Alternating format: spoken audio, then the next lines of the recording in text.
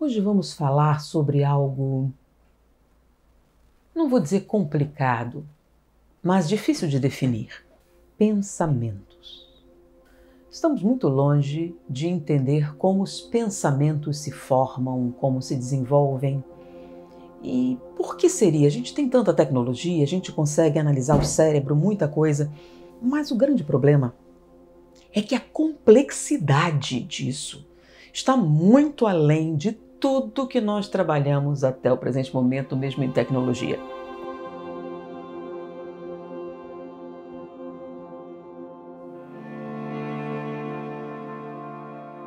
Pois é, o cérebro humano é um nível de complexidade muito grande. Então, quanto mais nós encontramos indícios, diferenças, menos nós chegamos perto de ter uma visão de tudo. Mas vamos começar com algumas coisas que nós descobrimos que o pensamento não é.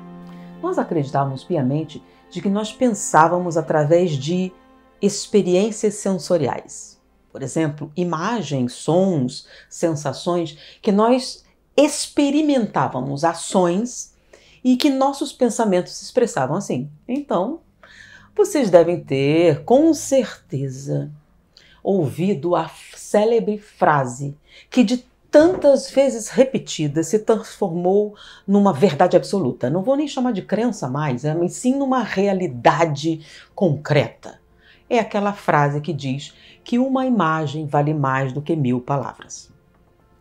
Nas várias explicações de por que isso seria verdade, uma delas é que nós pensamos através de imagens, nós sentimos com imagens, toda vez que nós evocamos alguma experiência, nós a fazemos de maneira sensorial.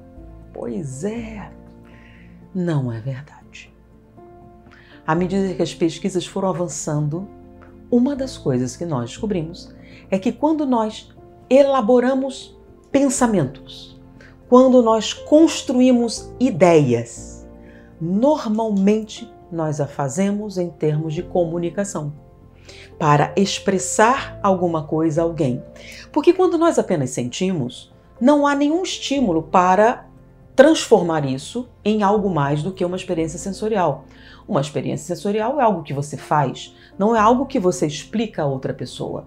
É justamente quando você tenta colocar as suas experiências sensoriais em palavras que você começa a descrever o que está sentindo, é que os seus pensamentos, em termos de ideias, realmente se formam. E quanto mais você tenta expressar essas suas experiências sensoriais, emocionais, de qualquer tipo, para passar para outra pessoa, mais o encadeamento lógico, mais a estrutura se tornam importantes e mesmo essenciais. Porque como é que eu vou explicar o que eu estou sentindo para outra pessoa se eu não tiver palavras que simbolizem essas experiências? Então, nós pensamos. Então, quando digo pensar, vou pensar a respeito de alguma coisa, você não pensa em termos de imagens ou experiências sensoriais. Quando você está tentando criar uma ideia ou expressar alguma coisa ou construir na mente alguma coisa de natureza abstrata, você não usa imagem, você usa palavras. Isso mesmo, palavras. Daí, existe uma relação direta entre a quantidade de palavras que você conhece e a sua capacidade de expressar em ideias coisas que você vivencia ou coisas que você não vivenciou, mas imagina que poderiam acontecer. Então, quando você cria um cenário hipotético, você está usando palavras muito mais do que imagem. E, inclusive, é muito comum você construir esse cenário com palavras e então, não todas as pessoas, algumas pessoas em especial, tentarem transformar em experiências sensoriais. Inclusive, deram até um nome especial, né? Visualização. Então, visualize. Vem cá, se você pensava com imagens, por que pedem para você visualizar se isso seria natural? Justamente porque não é natural. Você normalmente usa palavras. Daí a explicação de um fenômeno bem complicado. de se analisar, que é com relação ao coeficiente de inteligência. Mas isso se caiu, isso é uma forma de você dimensionar, é uma forma de você segregar. Não, a quantificação é uma tentativa de entendimento. Nós precisamos de uma expressão geral justamente para a gente compreender os desvios. Então a gente tenta enquadrar, por exemplo, em média, como seria, o que seria o processo natural.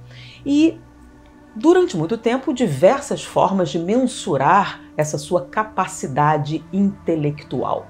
E vamos expressar o que seria uma capacidade intelectual. Porque você vai encontrar diversas definições. Vamos escolher alguma e a partir daí a gente criar uma linguagem comum. Então, é a capacidade de você observar a realidade ao seu redor e transformar isso em palavras. Que você possa, suas próprias palavras, descreva o que você está vendo de uma maneira coerente, de uma maneira que uma outra pessoa possa entender. Então, você vai traduzir experiências sensoriais em estruturas abstratas. Por quê? Palavras são estruturas abstratas, são uma representação gráfica de alguma coisa que você viu, ouviu, sentiu, experimentou ou mesmo imaginou. Mas se a coisa das imagens vale mais do que 1000 palavras, onde fica isso? Com isso, eles imaginavam que se você pudesse transformar, por exemplo, uma lição, normalmente, como é que nós ensinamos a criança? Através de livros, textos, aprender a ler, e a maior parte do nosso conteúdo na transmissão do conhecimento vem através da escrita. Então, escrever, copiar, aquela coisa toda, ler os livros. Mas, como sempre se falava que imagens eram melhores, se imaginava que quando a gente pudesse usar filmes para ensinar, o resultado seria infinitamente superior. E, finalmente, chegou a época em que nós tínhamos muitos filmes que representavam livros. Você pega o Harry Potter, por exemplo, e tem o filme do Harry Potter. E uma série de outros livros clássicos que foram transformados em filmes. Então, se imaginou que assistindo o filme, você aprenderia muito mais facilmente do que lendo um livro. Afinal, uma imagem não vale mais do que 1000 palavras? Pois é. Só tem uma circunstância em que essa frase é verdadeira. É quando você quer vender alguma coisa. Você quer vender alguma coisa e você não quer que seu cliente pense muito, você quer que ele compre. Aí você usa gatilhos, usa isso, uma série de coisas, mas você não quer que ele pare para pensar na conveniência ou não, se ele tem ou não, você quer que ele compre. Então, na venda, o impulso é muito importante. É aí que uma imagem é muito importante. Porque para ler... Peraí, deixa eu explicar isso melhor. Vamos imaginar o cérebro. Vocês estão vendo essa imagem aqui? É uma bola. Eu não preciso nem explicar. Você olha e automaticamente você entende. Quanto tempo é necessário para você compreender essa mensagem? Frações de segundo. É o tempo de você decodificar o que está vendo. Mas vamos a essa outra situação. Aqui nós temos a palavra bola. Mas objetivamente, você tem, por exemplo, aqui um pauzinho com 2 barriguinhas, uma bolinha, 2 pauzinhos ligados. Então, na verdade, são desenhos. Não é nem de longe parecido com uma bola. Na verdade, esses desenhos isolados representam sons. Pois é. Esse pauzinho com 2 barriguinhas é a letra B. Na verdade, ele representa um som, um fonema.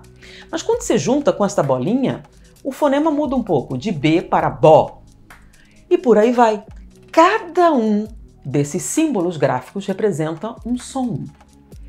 E a área em que você processa o som é bem diferente da área que você processa a visão. E aí você vai lá tentando decodificar essas imagens em sons. Bola. E aí você vai passeando por várias áreas cerebrais até você chegar à conclusão de que isso e isso são a mesma coisa. E aí todos entenderam? Sim, mas olha a diferença.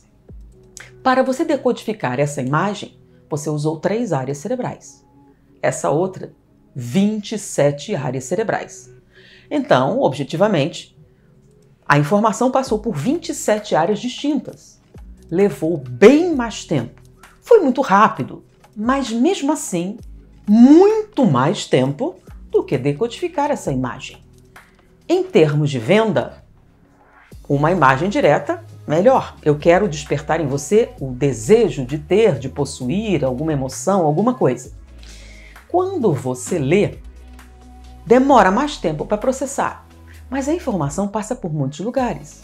E a probabilidade de você despertar o que a gente chama de capacidade cognitiva é muito maior.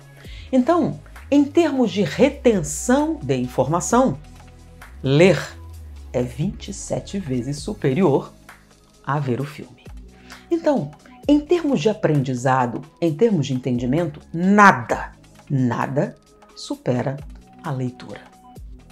Porque a leitura desenvolve não só muitas áreas cerebrais, mas principalmente a integração entre elas. Porque você pegou símbolos aleatórios que representam fonemas e transformou numa imagem. Essa imagem da bola. Pois é, essa e essa são equivalentes.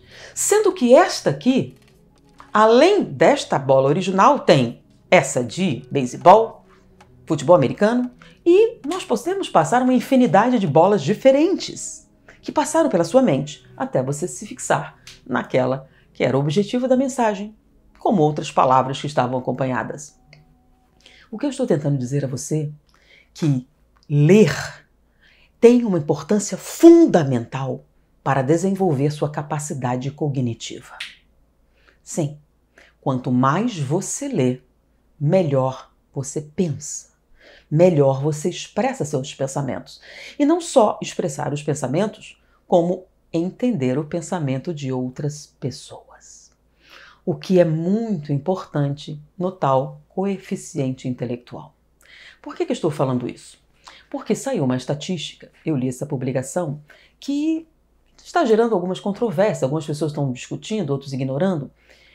Há muito tempo atrás, chegou-se à conclusão que o QI médio do Homo sapiens, a espécie, estaria entre 90 e 110. Então, entre 90 e 110 seria considerado o coeficiente intelectual normal da espécie humana, Homo sapiens. E o QI médio do homem brasileiro, medido recentemente, eu tomei conhecimento há um tempo, eles seguraram um pouco essa publicação, estava em torno de 87. Ou seja, está abaixo da média do Homo sapiens. O que você está querendo dizer? Aí começaram, você está dizendo que o brasileiro é menos capaz do que isso e que aquilo, e começaram uma série de discussões com relação às consequências da colocação e não qual seria a causa. Existe uma relação entre algum tipo de atividade? Isso é um problema da nossa escola? É um problema do ensino? É um problema da família? É um problema da alimentação? O quê? Qual seria a causa? Isso que eu estou falando surgiu como explicação de um cientista. Ele fez a colocação sobre a relação direta entre a formação de pensamentos, o que daria a capacidade cognitiva, e o vocabulário que uma pessoa possui. Como assim? O que significa 87 de coeficiente intelectual? Significa, se está abaixo da média do Homo sapiens, significa um estado de embotamento cognitivo.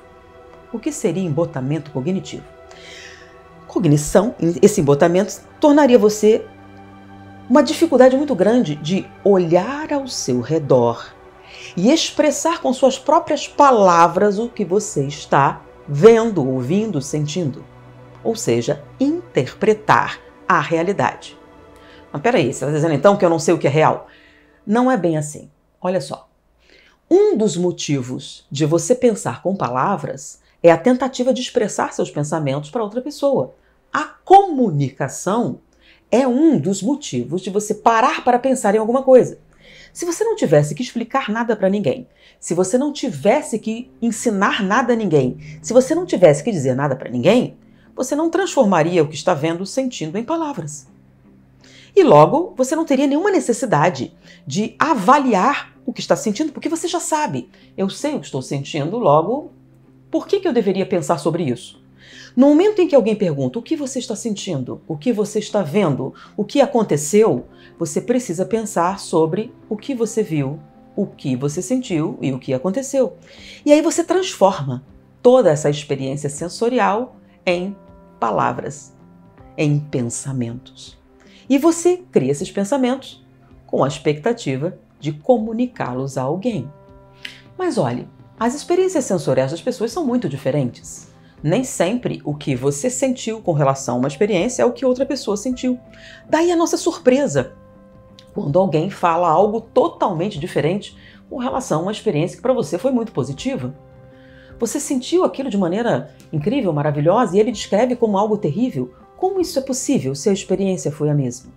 E aí, nessa comunicação, você percebe que existem interpretações diferentes, que você pode ver lados diferentes de um acontecimento. Você pode contabilizar em um aspecto a experiência, em outro a sensação dolorosa.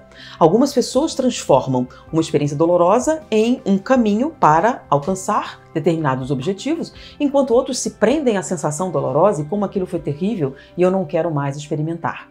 E é justamente essa troca de ideias que permite você aumentar o seu cabedal de experiências, mesmo sem a sua presença física.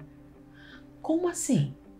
Você, ao ler um livro, você se assenhoreia da experiência sensorial, intelectual, moral, emocional de muitas pessoas.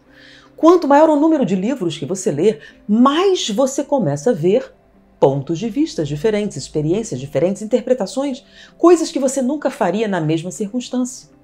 Mas você, ao ler o livro, está vendo isso pelos olhos de outra pessoa, acompanhando aquelas palavras. Com as palavras, ele está descrevendo para você a sua experiência visual, sensorial, intelectual, etc. E você está aumentando a sua experiência. Mesmo que você ache que aquilo não poderia ser, não seria uma vivência, você sabe que existem pessoas que têm essa vivência. E você entende o que ele pensa e por quê. Isso permite que você, ao observar determinados acontecimentos, faça uma leitura muito mais profunda, muito mais perceptiva dos acontecimentos, porque além do seu ponto de vista pessoal, você também consegue avaliar por que algumas pessoas fazem o que fazem ou sentem o que sentem. O que lhe permite desenvolver estratégias muito mais precisas, desenvolvidas para superar uma dificuldade, um problema, ou talvez expressar suas ideias, ou explicar, ou argumentar o que você está dizendo que, dentro da sua perspectiva, essa não seria a coisa mais viável. E você desenvolve a capacidade de dialogar. Isso, debater, trocar ideias. Mas para que isso seja possível, é necessário que você consiga avaliar coisas em outros pontos de vista. Mas se você sofre de embotamento cognitivo, se torna impossível para você fazer essa avaliação. E a única maneira de você medir a realidade é sobre o que você sente. Se eu sinto assim, logo essa é a verdade. Porque como você não tem palavras para expressar muitas vezes nem o que você mesmo sente, você não consegue transformar em um pensamento viável ou mesmo argumentos alguma coisa que não faz parte da sua realidade. E daí a grande dificuldade de entendimento. Porque sem essa capacidade, você não consegue ser crítico ou mesmo explicar ou avaliar isso. Bom, então a que você está atribuindo essa estatística terrível? Há uma outra estatística muito mais terrível e que eu acho que poderia perfeitamente ser a causa da anterior. O QI médio do brasileiro está em 87%. Mas, fora dos meios acadêmicos, ou seja, fora da escola, qual é a média de livros que o homem brasileiro lê? 0,7 a 1 livro por ano. Muito bem. E a Finlândia? E a França? De 22 a 30 livros por ano. Com essa visível distinção, quantas palavras essas pessoas conseguem se assenhorear? Quantas expressões? Quantas possibilidades? Qual a amplitude da construção do pensamento? Alguém que tem um vasto vocabulário, um vasto número de experiências em palavras que ela pode se assenhorear e utilizar para construir um arcabouço imaginário e dentro desse arcabouço imaginário construir possibilidades, avaliar essas possibilidades e escolher entre elas. Mesmo que entre as opções estejam experiências que ele mesmo nunca viveu. A pessoa que tem um grande arcabouço de palavras e de experiências que vem de todas as partes, tem uma grande capacidade de imaginar e escolher algumas coisas, mesmo que ela mesma nunca tenha tido essa experiência. Como, por exemplo, imaginar que a vida pode ser melhor, mais produtiva, mais eficiente e que a felicidade não consiste exatamente numa sobrevivência extremamente limitada. Por quê? Porque é justamente a expectativa de algo melhor que cria a motivação necessária para você alterar a sua realidade. Sabe por quê? Porque através dos livros você descobriu que a sua não é a única realidade que existe. Existem inúmeras realidades, algumas tão fantásticas que você pode até achar que não existem. Mas só a possibilidade delas existirem pode fazer com que você crie novos pensamentos a partir de todas as opções e, utilizando esses pequenos pedaços de realidade, construa uma realidade totalmente própria dentro da sua mente e que ela se torne tão real que você resolva que eu quero viver nesta realidade. E aí, alguma coisa que parece impossível se torna uma grande possibilidade. Sabe por quê? Porque você quer, porque você pode, porque você imagina, porque isso realmente poderia existir. E à medida que você se esforça para tornar real o que você imaginou, surgem invenções extraordinárias, atalhos incríveis, descobertas que alteram drasticamente a perspectiva da realidade, que numa época era extremamente limitada, mas que hoje é totalmente diferente. Imagina há 40 anos atrás, sem internet, celular, realidade virtual e olha, inteligência artificial. Você consegue imaginar daqui a 10 anos, quando essa tecnologia, que já está surpreendendo o imaginário, seja uma realidade para todo mundo? Já imaginou as possibilidades? Não. Por que não? Porque o seu mundo está limitado às suas experiências sensoriais e às poucas palavras que você tem para expressar isso. E se alguém perguntar o que você está sentindo, você diz uma coisa ruim. E o que é uma coisa ruim? Pois é, sem palavras é muito difícil explicar. Por isso, não é verdade. Uma imagem não vale mais do que 1000 palavras, porque são as palavras o caminho para você ser o Senhor, o mestre de suas próprias ideias. Espero ter sido útil. Muita paz.